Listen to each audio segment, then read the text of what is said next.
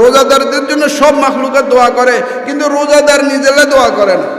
রোজাদার নিজেরা দোয়া করে না। হাত উড়ে একবার বলে না, রব্বানা যালামনা আনফুসানা ওয়া ইল্লাম তাগফির লানা ওয়া তারহামনা লানাকুনান্না মিনাল খাসিরিন। আল্লাহুম্মা ইন্নাকা আফুউন তুহিব্বুল আফওয়া ফা'ফু আন্না। আয় আল্লাহ, আমি গুনাহগার, আমি অপরাধী, আমি জুলুম করেছি, আমি নফসের গোলামি করেছি, আমি খাহিশাতের গোলামি করেছি।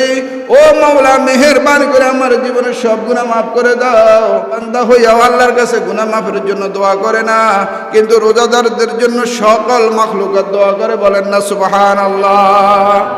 আয় বারি তাআলা, আপনি আমাকে মাছ বানিয়েছেন, কিন্তু মানুষ বানান নাই। এই রমজানের রোজাগুলি রাখার মতো আমার সুযোগ হয় নাই। পবিত্র রমজান আমি রোজাগুলি রাখতে পারবো না। ও আল্লাহ, তোমার বান্দা রোজা রেখেছে, তুমি বান্দার গুনাহ মাফ করে দাও। সুবহানাল্লাহ। গাছে দোয়া করে, ও মাওলাই করিম, তুমি আমাকে গাছ বানিয়ে সৃষ্টি করেছো, মানুষ বানাও নাই। যদি আমি মানুষ হইতাম, রমজান রোজা রাখতাম, ফজিলতপূর্ণ দিনগুলি পাইতাম, বরকত পাইতাম, রহমত পাইতাম, মাগফিরাত পাইতাম। আমার জন্য জান্নাত নাই, আমার জন্য জাহান্নাম নাই।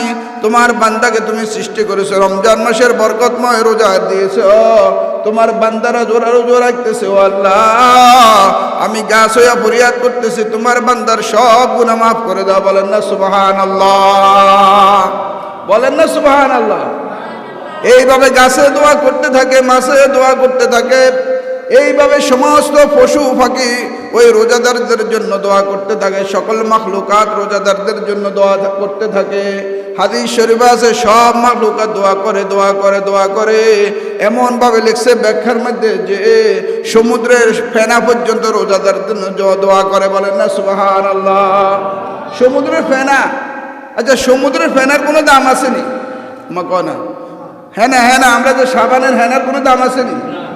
সারা সমুদ্রের ফেনা পেকিং যদি একসাথে কিছু বলে আর বাজারে না, এটা বিক্রি হবে? কেউ ফেনা নিবে? ওকে এটা খাওয়ানো যাইত না, গাতও দেওয়া যাইত না, মাথায় ব্যবহার করা যাবে না, এটার কোনো মূল্য নাই। হাদিস শরীফ আছে, সমুদ্রের ফেনা পর্যন্ত রোজাদের জন্য দোয়া করে। সুবহানাল্লাহ। আয় আল্লাহ, আপনি আমাদের রোজাগুলিকে কবুল করে নেন। আয় আল্লাহ, আপনি আমাদের সেহরি ইফতারিকে কবুল করে নেন। আয় আল্লাহ, আপনি আমাদের 20 রাকাত খতমে তারাবিকে কবুল করে নেন। আয় আল্লাহ, আপনি আমাদের আগামী বাকি রোজাগুলি সুস্থভাবে রাখার মতো তৌফিক দান করেন। বলেন আমিন।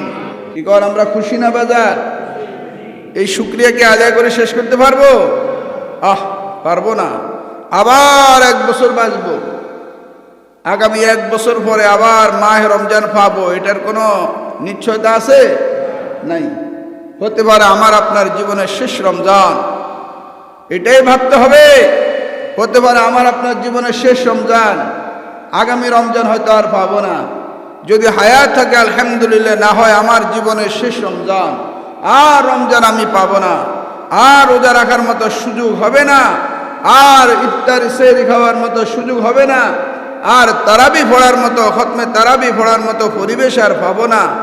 আল্লাহ তাআলা যদি আমাদের জীবনের শেষ রমজান হইয়াই থাকে, আয় আল্লাহ, এই রমজানকে উসিলা করে আপনি আমাদের জীবনের সকলের গুনাহ মাফ করে দেন। বলেন আমিন। এখন গুনাহ মাফের মাস, এই মাসে আল্লাহ তাআলা বান্দার গুনাহ মাফ করে দেয়। সুবহানাল্লাহ।